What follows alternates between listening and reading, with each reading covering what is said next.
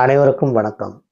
நண்பர்களே, லக்னத்திற்கு 11ஆம் இடம் என்பது லாபஸ்தானம் என்று அழைக்கப்படுகின்றது.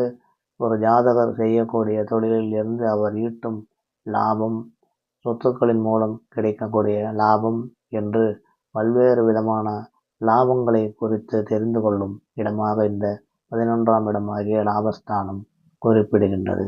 மேலும் இந்த 11ஆம் இடம் என்பது ஜாதகருடைய மூத்த சகோதரனின் நிலையை குறித்தும் ஜாதகருடைய சித்தப்பாவின் நிலையை குறித்தும் தெரிந்து கொள்வதற்கான இடமாக இருக்கின்றது. மேலும் இந்த 11ஆம் இடம் என்பது ஜாதகருடைய மருமகன் மற்றும் மருமகள் இவர்களுடைய நிலையை பற்றி அறிந்து கொள்ளும் இடமாக இருக்கின்றது.